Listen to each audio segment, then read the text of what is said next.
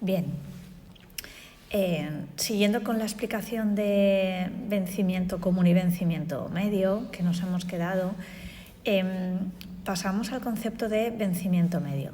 En realidad es el mismo concepto que para el vencimiento común, ¿vale? Porque si os dais cuenta la definición, el vencimiento medio sería ese momento de tiempo t en el que vence un único capital, al que llamaremos C, y que además sustituye a varios capitales con vencimientos diferentes, es decir, cada capital va asociado, irá asociado a su vencimiento, ¿vale? Cumpliéndose en este caso que ese único capital que sustituye a los demás es exactamente igual a la suma de esos capitales individuales, ¿vale? Entonces, y aquí es donde está la principal diferencia entre vencimiento común y vencimiento medio, es decir, el concepto es el mismo, pero en vencimiento medio ese C mayúscula, ese capital que sustituye al resto, es exactamente igual a la suma de los otros capitales, y en el vencimiento común no, ¿vale? Por tanto, cuando tengamos un ejercicio que nos pide que calculemos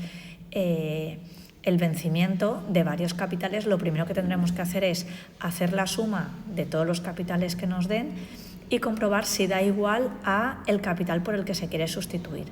Si la suma es igual a ese capital, tendremos que utilizar la fórmula del vencimiento medio y si no, la del vencimiento común. No obstante, utilicemos la fórmula que utilicemos, nos va a dar el mismo resultado, ¿vale? Porque al final, matemáticamente operando, el resultado daría el mismo, ¿de acuerdo? Vale, vamos a seguir con el descuento de efectos, ¿vale? ¿Qué es el descuento? Bueno, en primer lugar, comentar que el descuento bancario es esa operación financiera que consiste en la presentación de un título de crédito en una entidad financiera, en un banco, para que nos anticipe su importe y además que nos gestione el cobro.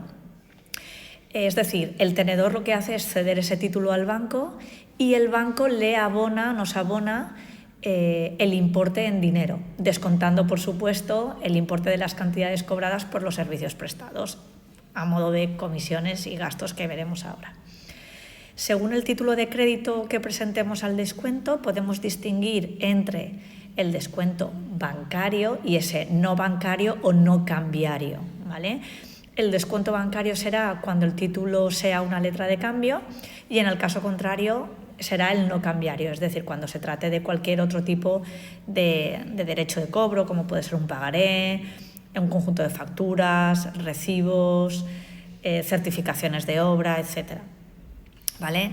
Y bueno, al final, para el cálculo de los intereses, en primer lugar, dentro del descuento de efectos, los intereses los calcularemos multiplicando el nominal, que es esta N mayúscula, por el T, que sería el tiempo en días, partido 360, por la D, que sería esa tasa de descuento o esos intereses que nos van a cobrar, ¿de acuerdo? Entonces, para calcular ese efectivo, lo primero que tendríamos que hacer es calcular los intereses con la fórmula que os acabo de indicar y el efectivo sería igual al nominal, restándole esos intereses que acabamos de calcular, menos comisiones y gastos, ¿vale?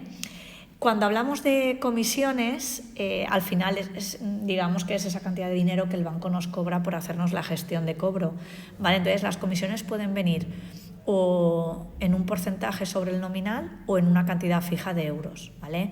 Y los gastos pueden ser timbres, correos, etcétera, y generalmente los gastos van a venir en euros también, ¿de acuerdo? Bien, más cositas. Vamos a pasar a la remesa de efectos, ¿vale? Y es que en ocasiones los descuentos no se descuentan de uno en uno, ¿vale? Sino que acudimos al banco con un conjunto de ellos, con un grupo, y a esto es lo que llamamos una remesa de efectos, ¿vale? Estos efectos irán agrupados por periodos temporales, obviamente, y lo que vamos a buscar es descontarlos conjuntamente bajo unas condiciones iguales o unas condiciones generales para todos ellos, ¿de acuerdo? Bien, para proceder a su liquidación yo os propongo que realicéis una tabla como la que os pongo aquí, donde pongáis en la parte izquierda todos los efectos. En este caso he puesto efecto A, B y C, suponiendo que tuviéramos 3, pero pueden ser muchos más. Y rellenaríamos con los datos que nos da el enunciado, con el nominal, los días hasta el vencimiento, el tipo de interés o descuento, los intereses aplicando la fórmula que hemos visto arriba, ¿vale? Que sería nominal por días partido 360 por la tasa de descuento, así calcularíamos los intereses en euros. Luego el porcentaje en el caso de que nos dieran un porcentaje mínimo, ¿de acuerdo? Y las comisiones, ¿de acuerdo?